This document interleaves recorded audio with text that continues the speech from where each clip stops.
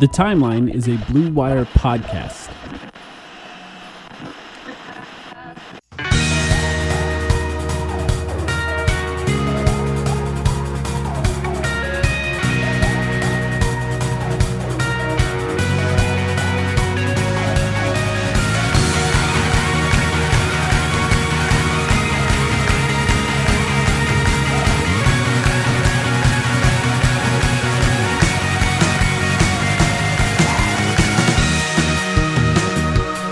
Welcome to the Timeline of Phoenix Suns podcast.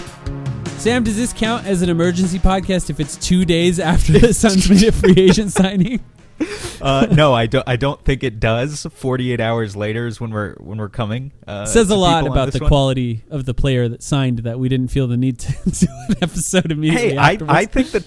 I think the tone of this conversation is going to be actually very positive. For how we feel about this player, but.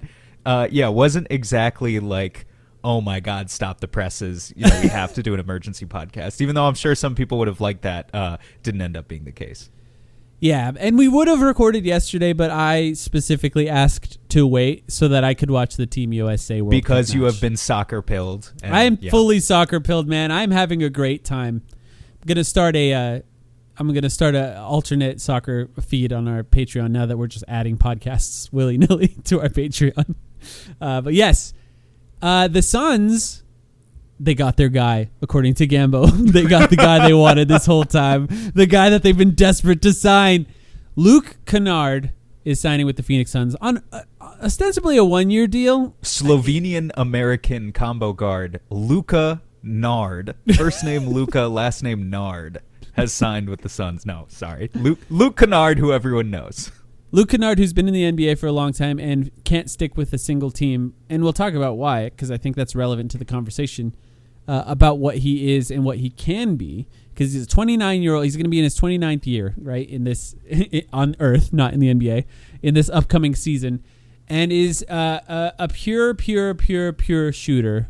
Classic white guy mold in the NBA, a guy who doesn't necessarily do much else but can absolutely launch it, but for some reason doesn't as much as you'd like him to, and I think we're going to have a conversation about that. But before we get to the details, he signed for the non-tax-paying MLE. He has a player option in the second year. So for those who don't understand what that means, it's basically a 2-year, $12 million deal with the player option in the second year. He's essentially signed for this 1 year, has the choice to leave or not next year.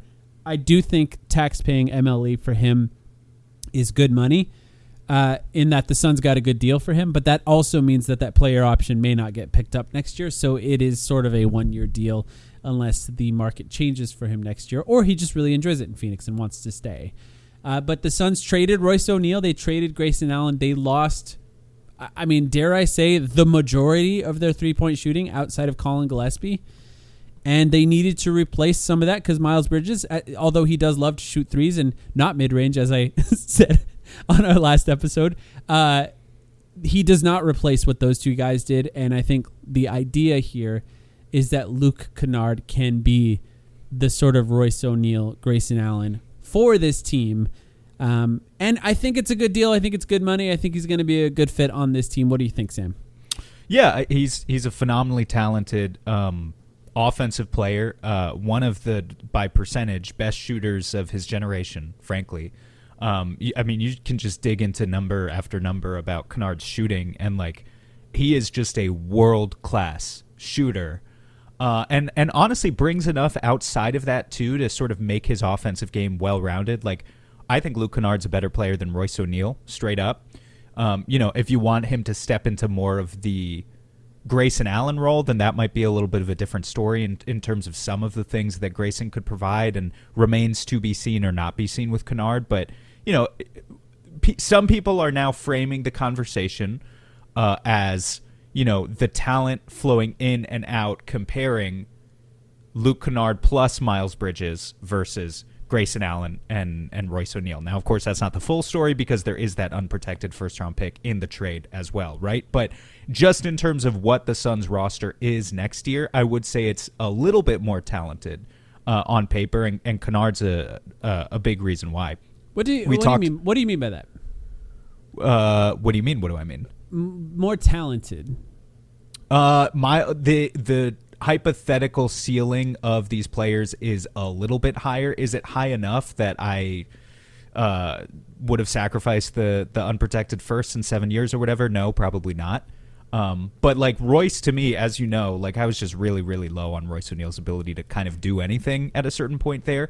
Not only is Kennard a better shooter, but I think he's a better secondary playmaker. I think he has more of a capability to attack a closeout, hit a 1-dribble, 2-dribble pull-up. He's just better. He's just better. And so, we'll see if that actually, like, I have questions about Kennard, how much he's going to see the floor.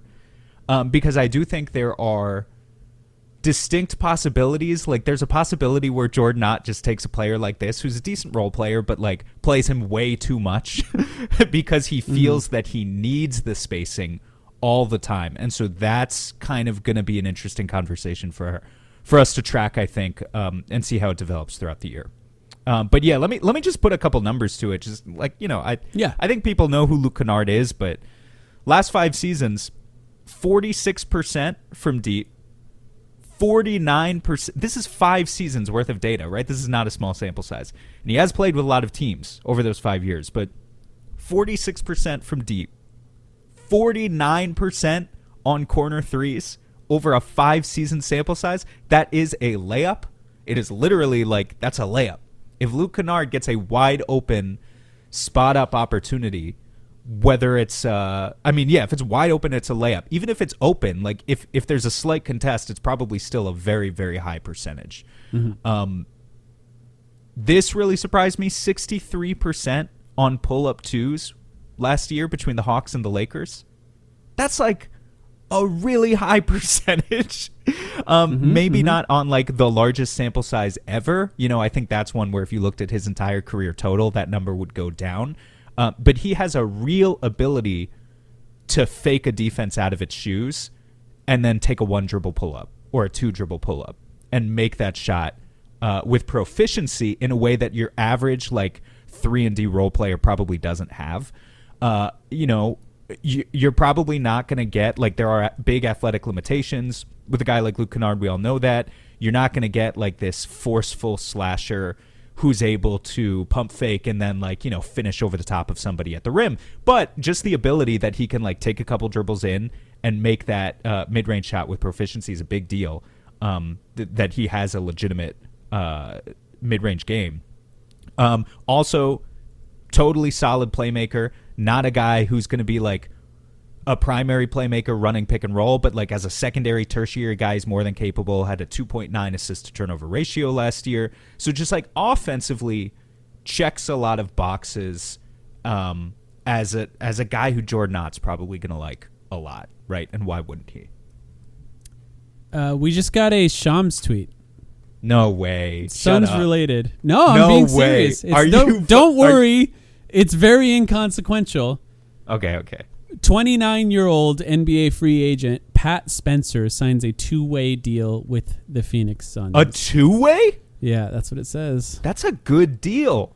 It's interesting because that's a good deal. He is a player who absolutely killed the Suns last year in one game.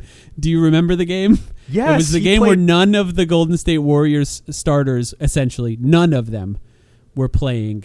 And he went 6 for 10 from 3 and scored 20 points. I just looked it up real quick and he's now like their 6th guard in the depth chart. So yeah, part it's of a me two-way. does. I know, but one of the 2-way spots, I mean, it's fine. One of the 2-way spots is already going to Kobe Brea. They did bring back Jamari Bouye. They obviously have Goodwin and Gillespie, and Luke Kennard, and Booker and Green. A lot would need to happen for Pat Spencer to really play, I think, but I like that. I like Pat Spencer. I don't mind it either. 29 years old is a little bit funny to have a 2-way guy that's It's a 29. shame for him. I'm looking now, he played 66 games with the Warriors last year, and I know it wasn't a banner season for the Warriors, but shame that he couldn't even get like a fully guaranteed veteran minimum somewhere. Settled for the 2-way. That's really interesting. When they were injured, yeah, it's surprising. I mean, he's not very good at a lot of things, let's be honest. But when they were injured, really injured, he was launching. Like, he was just launching from 3. And actually, that's a nice segue into what I wanted to talk about with Luke Kennard. If you have more about Pat Spencer, we can come back to him. But just to stay on the Luke Kennard conversation here. Yeah, Sure. no, if you have more on Pat Spencer is a funny thing to say. But those numbers, those efficiency numbers, are actually a little bit annoying to me. Because they're very good. But he does not shoot enough threes. And I think that every team he's been on has begged him to shoot more threes. And efficiency is important, as we know. But if you're protecting your efficiency by turning down shots that you need to be shooting, it has a negative impact on the team. Now, well, you do look at just the percentages, and you will think something like, this man is a better shooter than Grayson or Royce. Grayson shot 34% from three last year by the end of the season. Per 36, Grayson shot 11.2 3-pointers. 11.2 per 36 minutes. Royce O'Neal shot 8.5 3-pointers per 36 minutes. Do you know what Luke Kennard shot last year? Yeah, I'm looking at it right now. It's 5.2. 5.2. That's not enough. Here's the thing. You can't be that good at shooting and shoot half as much as Grayson Allen per 36. I do agree with you. His career average is 6.7. There were seasons where he played for like Memphis a couple years ago where he hit 8.6. So I don't think he's going to get up to 11 like Grayson Allen. I think that takes a certain level of brash confidence that maybe he just doesn't have. It's security in your future as an NBA player. Do you know what I mean? I wonder what it was that he only took 5 with the Lakers. Like, was it something about the Lakers specifically? Was it something about, like when he was playing with Memphis? Yeah, what does JJ Redick know about movement shooters? Well, I mean, Memphis had John Morant, who just downhill all the time, creates a lot of open threes. But like in theory, Luka should be doing the same thing. So I don't really know why he wasn't taking that many threes, but obviously he needs to come in with an understanding that he needs to take more. Absolutely, because, and there needs to be this an roster understanding. Doesn't have the shooters outside. Yes, of him. I'm actually concerned about how necessary he is on this team, like how much we're going to need him. It's kind of like that last season with KD. We went into our preseason podcasts talking about how important Ryan Dunn was going to be, and that at a certain point, I told you. It's a little scary how important we're making Ryan Dunn out to be on this team. And then that played out in that way where they didn't have anyone who could play defense on that team and they won 32 games or whatever. So now going into this season, the lack of shooting is so severe on this team that, like, if the Suns make the playoffs, which, we can later have a conversation about whether or not we think that's going to happen.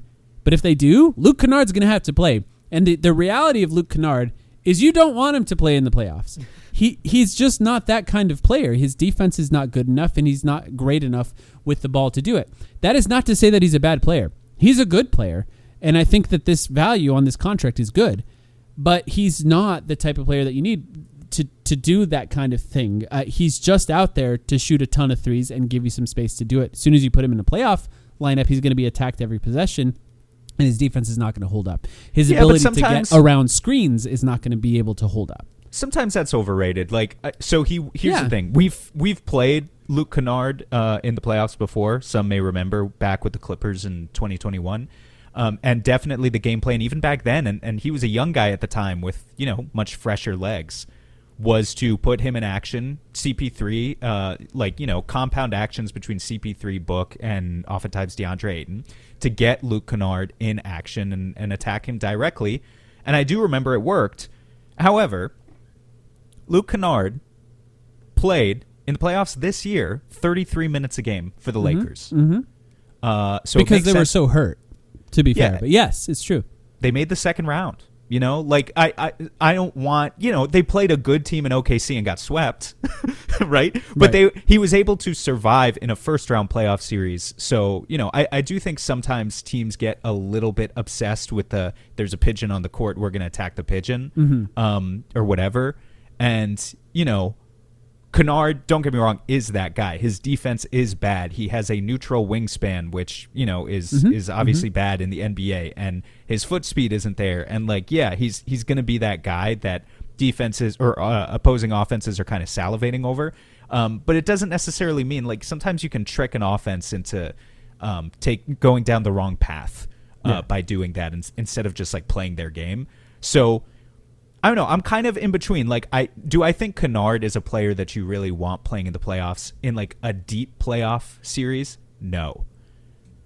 Do I think he's tremendous value for what they signed him on? Yeah, I think he probably is. I think so too, and I'm grateful that they addressed the shooting so directly. I continue to be a little bit frustrated by not finding two-way players. They're harder to find, right? So I'm going to give them some leeway on that. I'm not just saying that they can just easily go out and find a guy who's a great shooter who also plays great defense. They don't have the money for that. But I would like that. When you say, by the way, when you say two-way players, you mean guys who play offensive defense, not two-way contract Pat Spencer. spots. Yeah, not Pat Spencer. Pat Spencer's before Australian, anyone right? gets. No, he's not. He's American. He just feels Australian to me. Are you sure? No, Pat Spencer is definitely American. I think he played. Didn't one of them play lacrosse? I was hoping. I think he's the one that played lacrosse. I think you're right. I was hoping we had an Australian player for David. You know, I like when we have an Australian player. Yeah, he did play lacrosse. You think an Australian was playing lacrosse growing up? Maybe. I'm sorry to say. You never know. Nope. They play basketball there. That's an American sport too. Anyway, not Pat Spencer. Luke Kennard. You shouldn't want to rely on him in the playoffs, even if he can play. That's the reality of what he is. And the Suns will have to rely on him. And they're going to have to rely on him a lot. I think when guys are missing in the starting lineup, it would not surprise me if that's the guy that steps in and is the starter in those minutes, because of how desperately, specifically, those players that play in that starting lineup are going to need shooting. I think the lack of shooting with the starters as they're currently projected is going to be a major problem that we're going to be talking about all season. And I think someone like Luke Kennard, when they have minutes that open up in those spots due to injury or maybe just due to lineup changes, I think he's a guy that's going to actually be stepping in during that time because he is the only one capable of doing that. Now, don't get me wrong. Colin Gillespie is still on this team, and Colin Gillespie is going to be, I think he had an even better shooting season than Luke Kennard last season due to the sheer audacity of the type of volume. Shots that he takes. Sure. Yeah. And I think Luke Kennard has to do that. Like, if he doesn't do that, it's going to be really frustrating. We talked a lot about Royce O'Neal and his willingness to do it, Grayson Allen and his willingness to do it. And Royce had a whole career change once he was willing to do that. And I think Luke Kennard could have the same option. Somebody, in fact, on one of your tweets about this just said, how often do guys in their year 29 season change? And it inspired me to look up Royce O'Neal, and that's the exact year. Yeah, more often than you'd that think. He jumped up because there's times with these guys, their basketball mortality is hanging above their heads a little bit because there's only a few more years you can make $6 million once you get close to your 30s. And for those people, those are the ones that have to change more often than not, I think.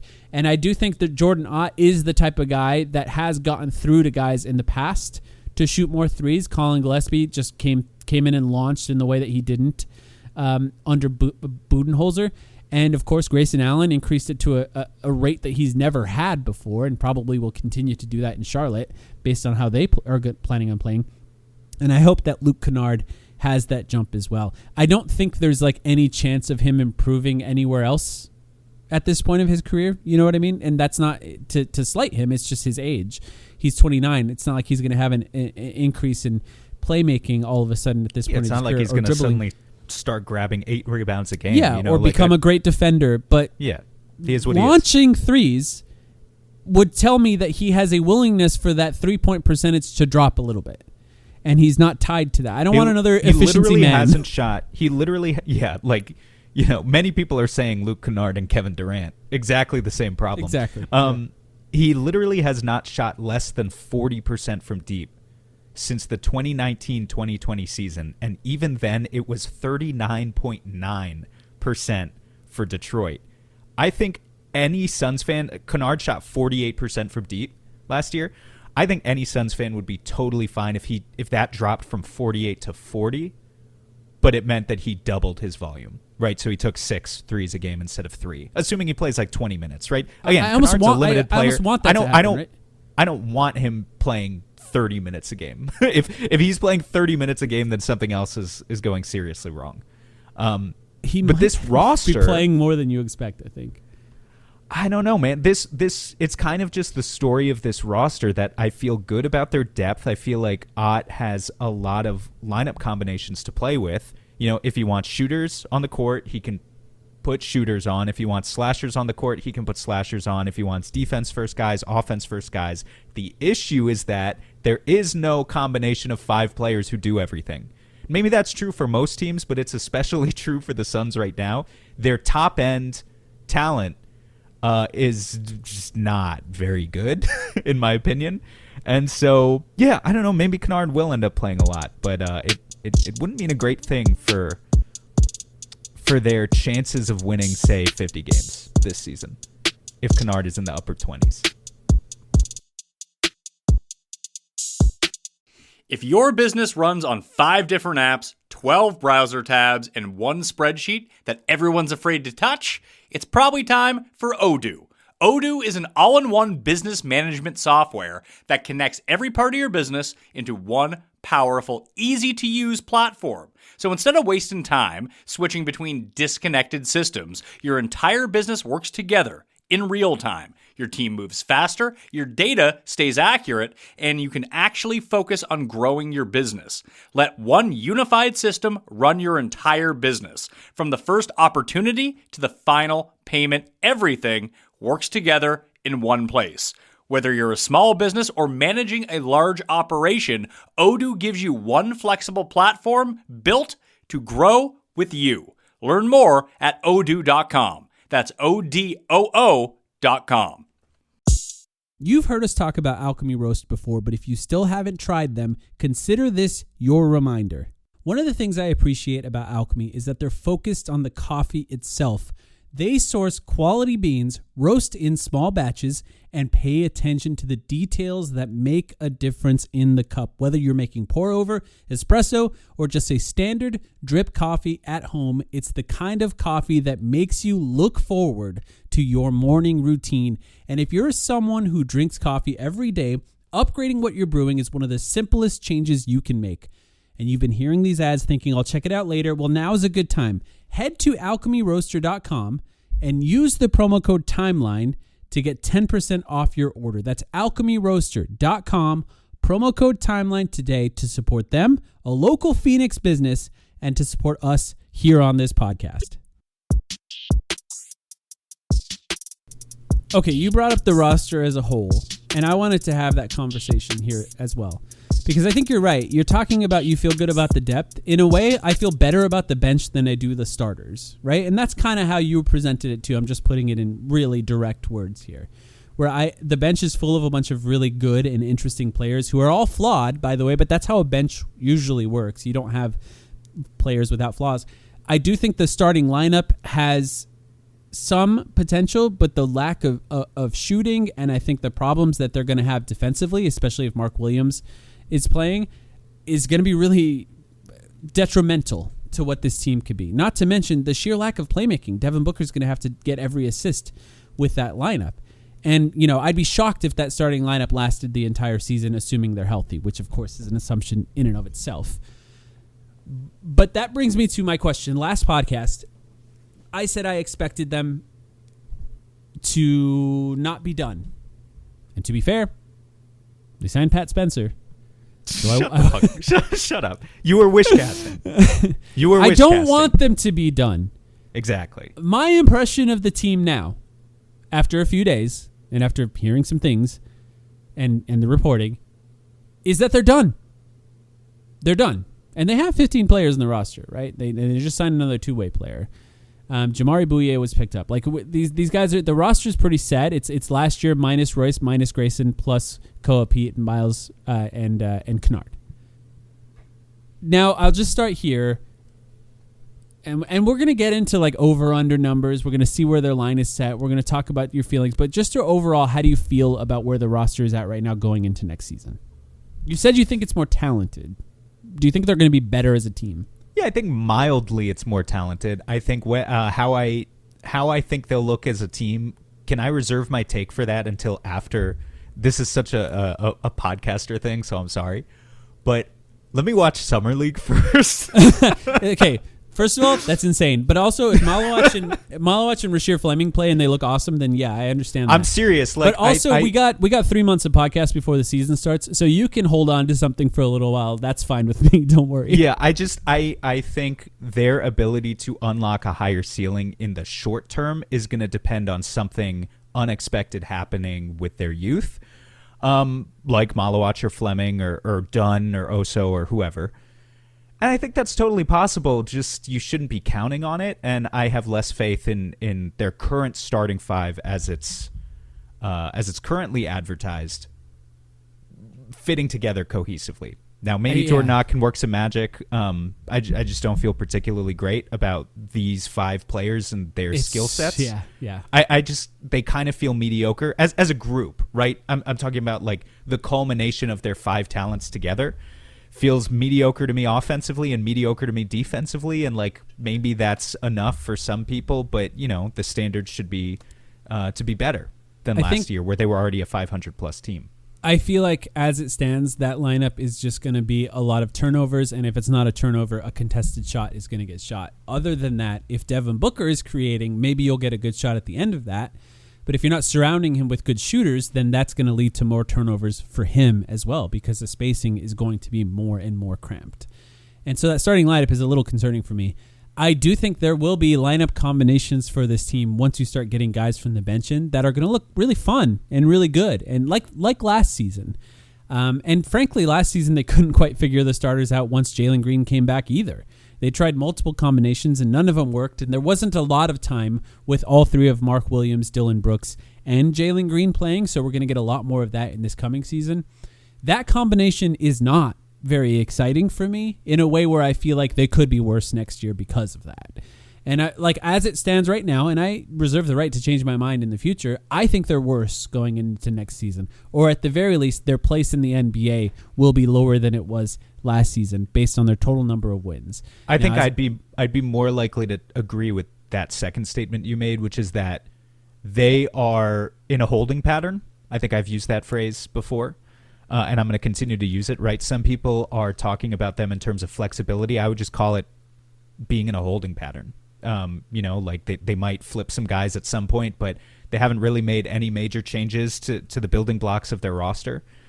And they might, I don't know, like they might be mildly more talented, but like the rest of the conference is going to catch up much faster based on basically no one tanking and some rosters out there making much larger moves than we did. So, even if they are mildly more talented, it is entirely possible that they win fewer games. Here's my guess, and I'm not good at predictions, so don't get me wrong, this will probably be incorrect. If the roster stays as it stands right now, I'm guessing the over-under will be like 40.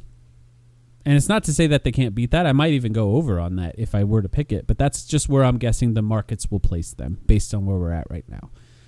Now, they were wrong last year, and they're often wrong. It's a guessing game for them as well. But that's just an example of how I think this team might be perceived as a whole compared to the rest of the NBA, who I think has gotten better, and I think the anti-tanking rules will help that a little bit. 2 of the things I think they need... To be fair, maybe more so in the Eastern Conference than the Western Conference, though. They play those teams too, but yes, you're right. They do, but the Eastern Conference teams are making bigger swings, with the exception of one Western Conference team that we should probably touch on at some point in this episode. But yeah, that might be in the Suns' favor. Like there is still this overall hierarchy in the Western Conference that there are these 2 so-called juggernauts, I guess, between OKC and San Antonio, and no one else has really ascended into the tier where it's like, well, obviously they're going to be the 3rd seed next year. You don't like LaMelo? Yeah, I mean, okay, well, that's fair. That's the swing. That is a team. No, that is a team that is at least taking a swing. Does it make them better? I'm not sure, but they are at least taking an interesting swing. The teams that are taking like big swings, but also on star players where you're kind of pretty sure of what they're getting, those are mostly Eastern Conference teams this year. Giannis stayed in the same conference. Jaylen Brown stayed in the same conference. Kawhi Leonard actually flipped conferences from west to east, so that's nice for once. That's one less big star in the West. Okay, I'm glad you brought that up. Because the Clippers are a team that's getting worse. And I think the Pelicans are another team that's done nothing to make me feel like they will be better or worse, and they're just going to be bad next year. The Jazz are better. Portland is trying to be better. I'm not sure it's going to work, but they're also young enough that they might just be better just from getting older. But the Clippers might just be wanting draft picks. Now, the Suns, some of the problems the Suns have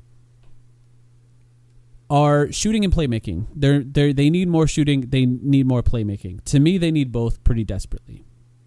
Now, Darius Garland, I brought up on the last podcast. Darius Garland, a clutch client, could be on a team that is potentially just trying to, or doesn't care if they're good next year. They're not necessarily trying to be bad because they don't own their picks outright, or it's a swap next year with OKC. So it might not matter to them. Maybe it matters more to them that OKC doesn't get a great pick out of that, and they are in the bottom three. Let's just say Rich Paul is not somebody that's against getting guys to new situations here. Now, you could do a trade of Jalen Green, which I don't think they're going to do. Once again, I think this team is set. But you could do a trade of Jalen Green and someone, Ryan Dunn, for example, for Darius Garland. Now, we talked about it previously. The team has changed a little bit. The team has changed in a way that, I don't know how you feel better or worse about it from the last time we had this conversation, but they say the pick that they just got, the one that they swapped with Charlotte, it's the worst of these four teams. Would you include that in a trade for Darius Garland if you were doing Jalen Green? Jalen Green in 29 or 28. What year was it? With Jalen Green, Ryan Dunn in 29, or whatever year it is, yeah. For Darius Garland, yeah, I'd probably do it. Just because I think it improves the ceiling of this team. It gives you another, I don't know how I want to say it, just a better self-creator than Jalen Green. A better shooter, a better playmaker, a better player. I mean, probably equally as bad on defense, but better at other things. I think a better scorer, a better passer. More injured, though. Often more injured. Now, we say that after Jalen Green only played like 30-something games last season, but there's been multiple seasons in a row where Darius Garland has had foot troubles. And I think that's important to bring up as part of this conversation. But beyond that, would you include 27? Like 27 and 29? Yeah. No. I'm not trading you 2 first-round picks for a guy who made one All-Star team. Not in this NBA economy. I think I'm with you on that one. I think I would include the lesser of all these bad picks. I think that if you were trying to make that trade without the Miles Bridges trade and before that, then the 2033 pick might get it done by itself. But that 29 pick being the lesser of 4 probably doesn't, right? I think the Clippers would look at that and say, that's just going to be a pick in like the 24th pick or whatever. And this is Darius Garland, who we just traded James Harden for. So I'm just trying to picture it because I do think solving, or not solving, but dramatically improving the playmaking and shooting problem with this team for a player who I think is a good fit around Devin Booker in the way I think Jalen Green probably isn't, in Darius Garland, would make this team so much more interesting to me. Not to mention, by the way, something we didn't even mention on the last podcast, Jordan Ott coached him before. They have a relationship. In fact, when I was going back and researching about that relationship a little bit before today, I saw a quote from Kenny Atkinson talking about how good Jordan Ott has been for the Cavs and how important he has been. And one of the things he called him was the truth teller to the guards on this team. When something needed to be delivered to the guards on the team that would help them improve, that maybe had the opportunity to hurt their ego, it became Jordan Ott's responsibility to deliver that information due to his ability to coach, essentially, someone who needs to improve at something without damaging that relationship and that ego. And he was referring to Darius Garland and Donovan Mitchell when describing that. So I look at it and I sort of think, okay, this is a player where if Jordan Ott likes him, he knows what he is, right? First of all, because he's been around him. He understands if he would be a good fit for this team more than anything else. They have a previous relationship, not to mention that previous relationship when Jordan Ott was coaching Darius Garland, they won 64 games, 60-plus games, whatever it was. with the Cavs, their best season, where Darius Garland was really good and healthy most of the season, hurt in the playoffs, and they ended up getting knocked out in the second round. You helped their shooting. You helped their passing. You have a coach who's worked with him in the past, with a relationship with them in the past. And let's be frank, doesn't hurt that his agent is Rich Paul, who appears to be I hate the Rich running Paul the team. thing. I hate the fact that we have to even consider, like, you know, what agency. I mean, I guess we've done that for a long time. I just hate the fact that, I we do have that to for think every about move. it so much with the roster now. Look, I think it's a great idea. I'd do it in a second as long as it's not for 2 picks, like I said. But you are coping. Yeah, you are unfortunately coping. And I mean, we'll have I don't to think live it's with the coping fact- because it's not. We're not getting him. This is will have more to- wish casting. It's more coping that you have to accept that Jalen Green, Dylan Brooks, and Miles Bridges are going to combine for 60 shots a game on your team next year. And how many assists? 6? Yeah, something like that. And Yeah. that's just going to be what the team is until February. And we'll reevaluate in February. Maybe one of them, the hope is that one of them boosts their value in some sense. You know, Kawhi Leonard leaving that team, why do they want him? Why do they need Darius Garland? He's 26. It's not like he's super young. The next era of good Clippers teams, maybe they're going to build it for next year. Maybe they will.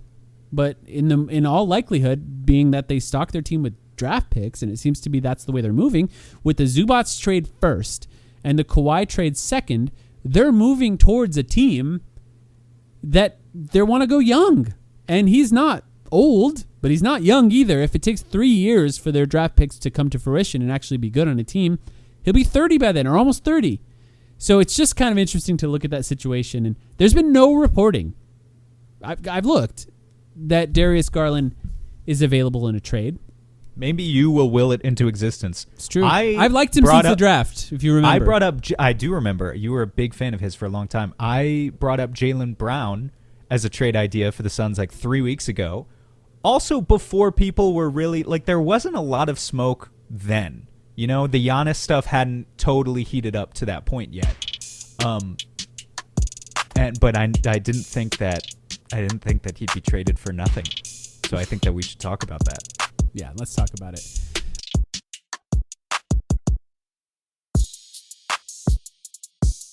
Jaylen Brown was traded to the Philadelphia 76ers while Bill Simmons was getting a colonoscopy, which I think, by the way, might be the second thing mentioned as part of this trade for the rest of time, at least on this podcast, because it's just funny.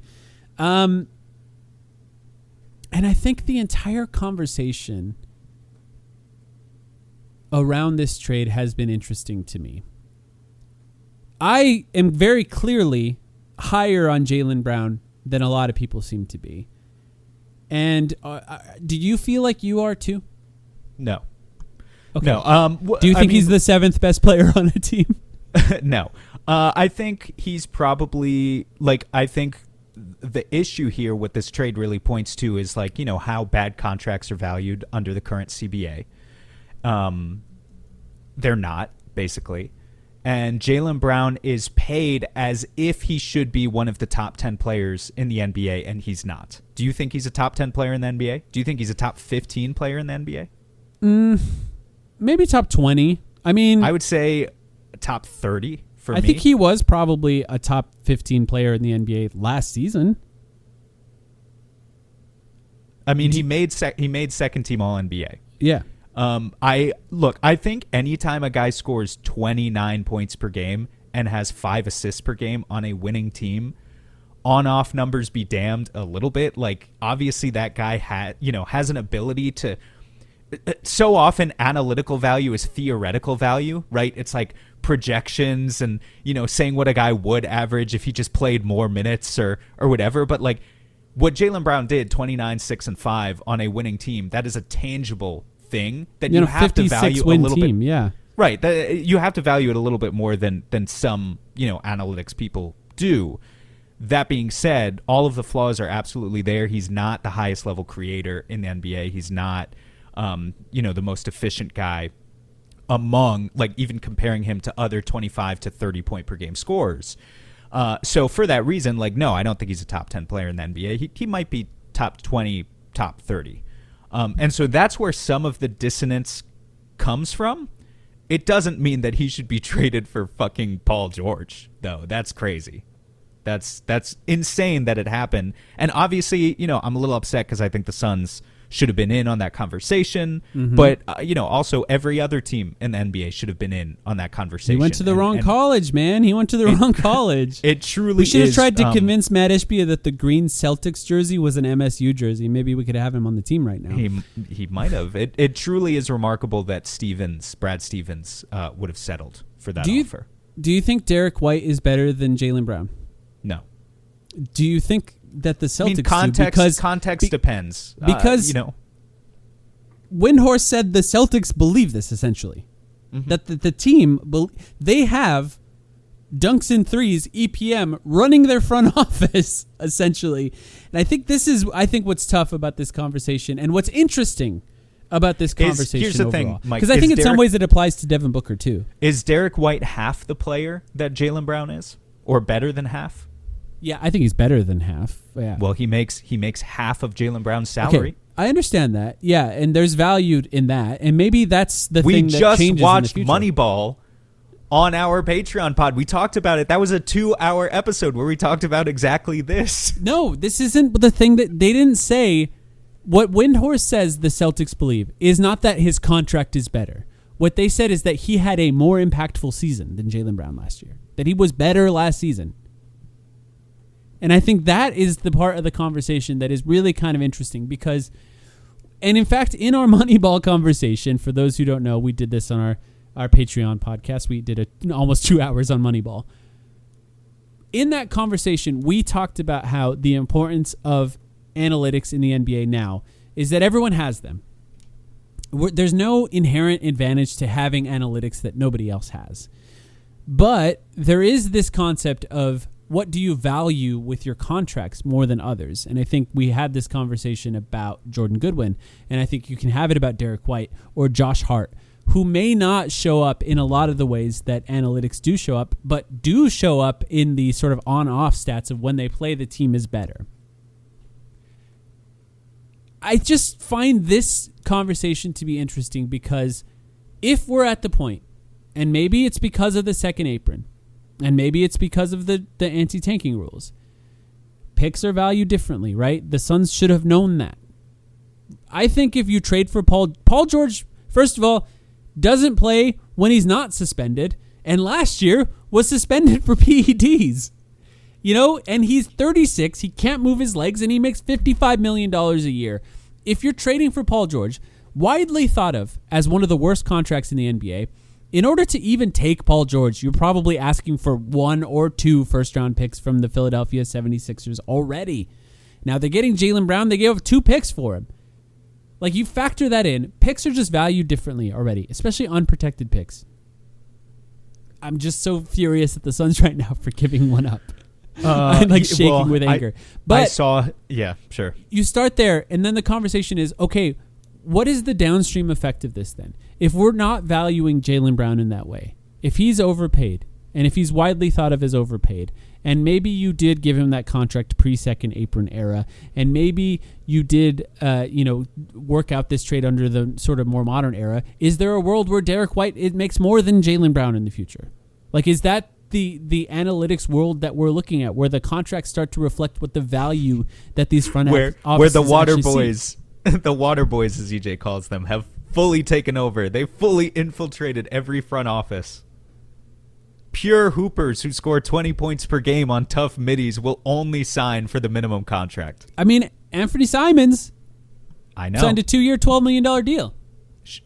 Should I expose myself? I'm not going to say what I said to you about the Anthony Simons deal. Okay. I'm not going to say it. I feel like you have to now, but okay. People can infer. The Anthony Simons deal, the fact that a guy who literally has scored 20 points per game in the past, like in the recent past, on good efficiency too, but doesn't really do anything else, the fact that a guy like that signs for $6 million a year now kind of tells you what the what market does is a team for Jalen look Green. like? What does a team look like that is all just possession maxers? What is a Derek White, Jordan Goodwin, Josh Hart, Oso Ighodaro?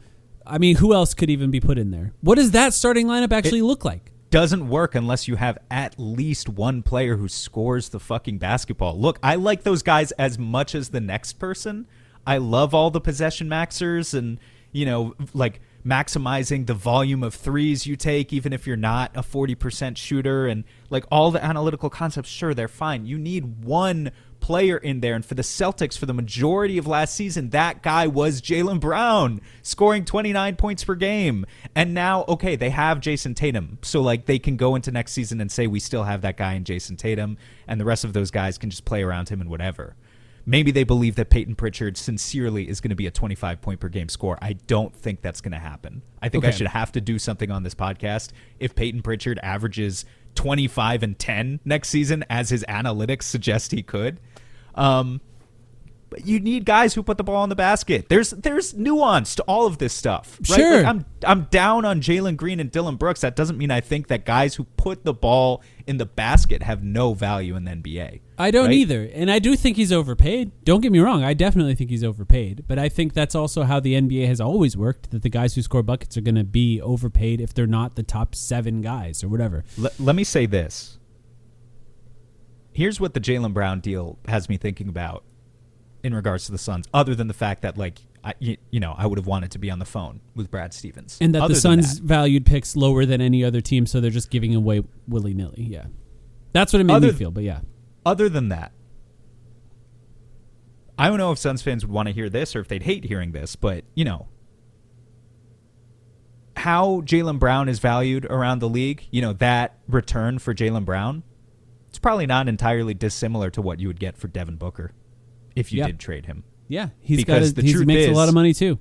The truth is, Devin Booker is on that type of contract where it's like everyone recognizes that he's really, really good, but I think everyone also recognizes that he's not really a top 10 player in the NBA with the way he's playing right now.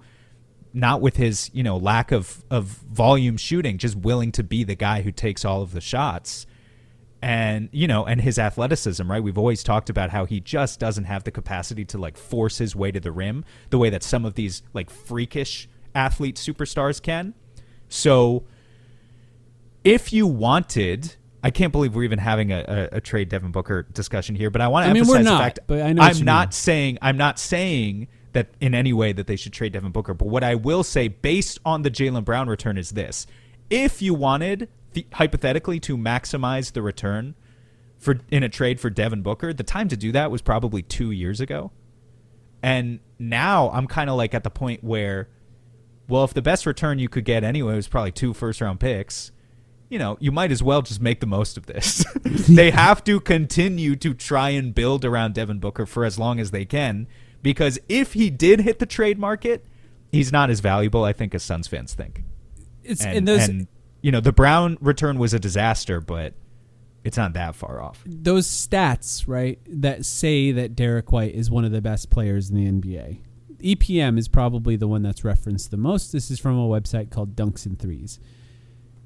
I'll just say this. Devin Booker is rated a lot higher than Jaylen Brown on that, but he's also below Con Knippel and just above Colin Gillespie. So, like, I don't know. There has to be some nuance in this conversation. Let's build. In fact, let's go through it right now. I'm going to go through the top players in EPM last year, and let's just build a starting 5 out of the guys that are not stars. So here's one. In the top 10, Ty Jerome. Top 10 in EPM. Let's go the next play guy. Like 30 games. Derek White. So we got our point guard and shooting guard. Isaiah Hartenstein. So that's a good one. Zach Edey and Paul Reed. There's your starting lineup. Those are guys by EPM. We're starting. Wait, hold on. We're starting Zach Edey next to Hartenstein. And Paul Reed. Yep. And Paul Reed. So these are the guys. Okay. This is what it says. This is what it says. 72 and 10. That these guys, according to EPM, according to the stats that say Derek White is one of the best players in the NBA, this starting 5 should be great. Now, of course, we know that's not how basketball works. But also, do we? Do people understand that that's not how basketball works? Because the way a lot of people are talking about this, they don't seem to understand that. And it just feels like sometimes I'm just banging my own head into a wall to go, why are we talking about it this way still? And you're right. I think we do, like, let me pat ourselves on the back, and I'm including you in this. We do a relatively good job of trying to balance the conversation between understanding that these stats have some value and understanding that watching the games and seeing the guys who obviously impact winning regardless of what these stats say, and trying to push back against them when that happens through our own eye test. But we're not the guys running a team. And what we just heard is that you can call him one of the best general managers in the NBA at this point, Brad Stevens, appears to think that Derek White was better than Jaylen Brown. I don't know. Maybe he was. I don't know. Maybe there's a world where in 10 years we're looking back on this and we're saying, obviously he was, and the stats are better at that point. I'll say one thing. I know after last season to never fully count the Celtics out, as much as it is tempting to laugh at them right now and, make Bill Simmons colonoscopy jokes and all that. You can't fully count them out because, I literally thought they were going to be a 33-win team last year starting Neemias Queta, at center and Luka Garza and whatever, and then they pulled an amazing season out of their ass. So, again, I think they shouldn't be able to do it. Maybe they'll be able to do it. Maybe Paul George is going to score 24 points a game again next year. But it's unlikely, but it could happen. Well, they were a one-star team with a bunch of role players that won over 50 games, and Tatum is back. So they could be a one-star team with a bunch of role players that wins 50-plus games. And then they have Paul George, who may or may not help, may or may not play. I don't know. I'm not anywhere. I didn't land anywhere definitive with thinking about this trade and thinking about the current state of the NBA and the future of the NBA. But I will say it's bouncing around in my head a lot. I'm sure you can tell that it's bouncing around in my head a lot. Let's talk about another team and then we can get out of here. The Los Angeles Lakers. Cream team. This is a team that spent a lot of money in the last few days. They re-signed Austin Reeves, or they will. They traded two picks for Walker Kessler. They signed Colin Sexton. They signed Quentin Grimes. They signed Mamu from Toronto, who also played on the Spurs. And I think it's just kind of interesting to look at all of their moves as a whole. LeBron James is going to be playing on a different team next year. By the way, haven't even talked about that on the podcast, but that is happening next year. Seems like Philadelphia, Golden State, Cleveland seem to be the teams, maybe Miami, that are being talked about right now. So we'll see where he goes. Not Phoenix. Kessler's going to make over $30 million a season. That seems crazy to me. That's a lot of money.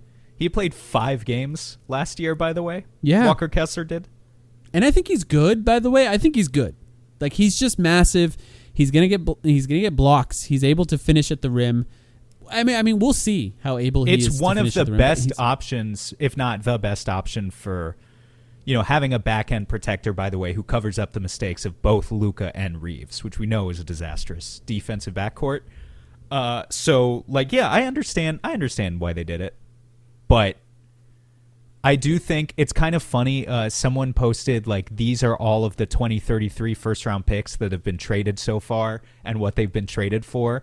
And the list of what they've been traded for is on one end of the spectrum, you have Giannis and Kawhi Leonard. And on the other end of the spectrum were these 2 deals, Phoenix trading for Miles Bridges and the Lakers trading for Walker Kessler. Just guys who are unproven. They're just not in the same stratosphere as Kessler's, a Giannis or a Kawhi Leonard trade. Kessler's young and projects to be very good. I actually... a lot of people seem to don't like these moves for the Lakers. I actually kind of like them. I don't know. Where do you stand as a whole with what they've done? Losing LeBron is obviously going to be a problem, but he's 41. I wasn't factoring him into the future of the Lakers either way mentally. I think Kessler's a good pick. I like Grimes. I like Mamu a lot. And Grimes is a good player. Mamu's a good player. Who else? They signed one other guy. Sexton. Who else? Sexton is a good player. They could be. I mean, they're 7 guys deep right now. I don't have their entire roster in front of me. I think their top 6 or 7 actually looks really good. I think after that, their roster becomes a dumpster fire pretty quickly, which is going to cap their ceiling. But how are these guys in EPM? Don't necessarily blame them for that. How are they in EPM? How is Jared Vanderbilt? Probably pretty good in EPM. How is where's DeAndre Ayton's EPM these days? I'm guessing pretty bad. I can check real quick now. I'm curious. He's returning, by the way, so Let's see. He has a negative 0.6 EPM. And That's not that bad. Yeah, for context, Vanderbilt's is negative 2.7. That's very bad.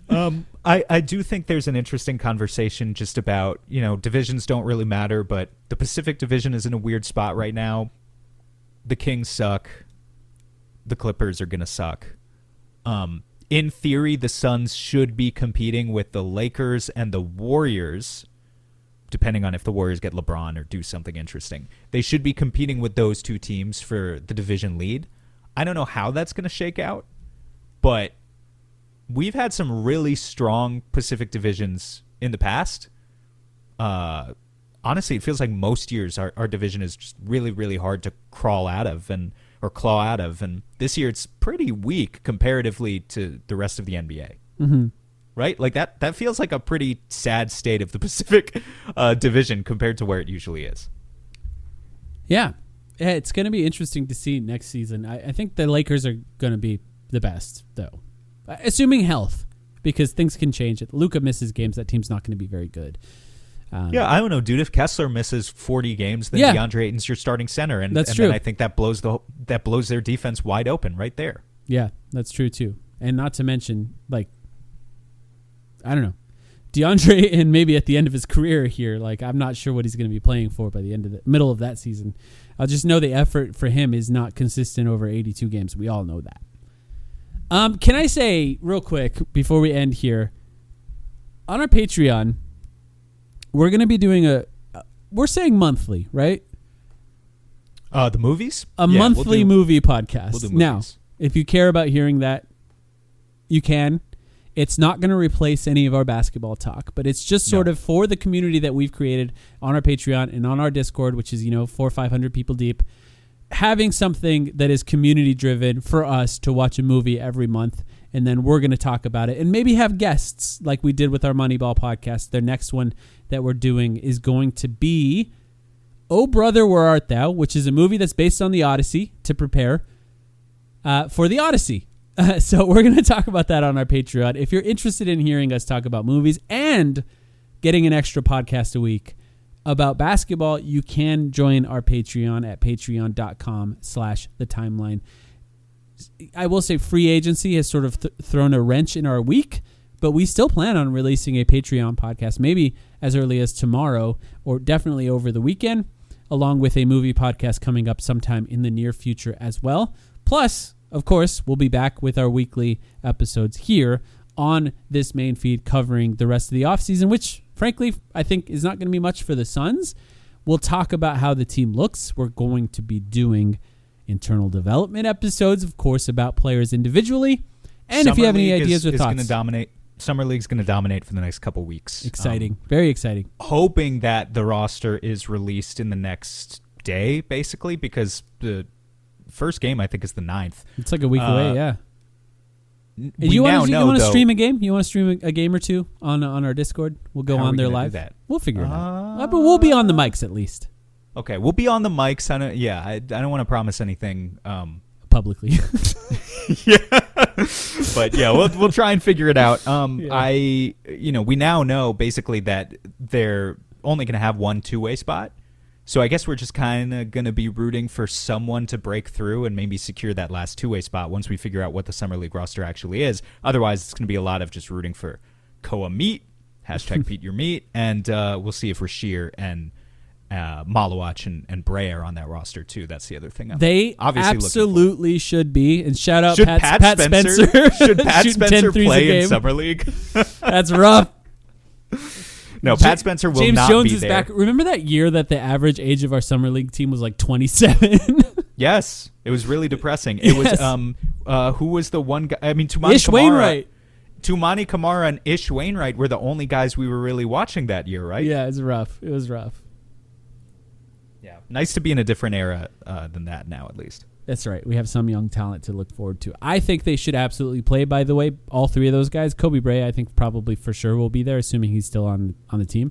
But Rasheer and Kaman have not done enough to just not play. Maybe they only play the first two games like some second-year players do, but they should play, I think. They need to get time out there and get coached up against NBA players. Anything else before we go, Sam? Don't think so. All right, this was an extra episode for you all this week. So thank you, everyone, for hanging out. Thank you for listening. Congratulations to Luca Nard for joining the Phoenix Suns. And Pat Spencer. We got live reaction to Pat Spencer. Thanks, everyone, for listening. Back soon.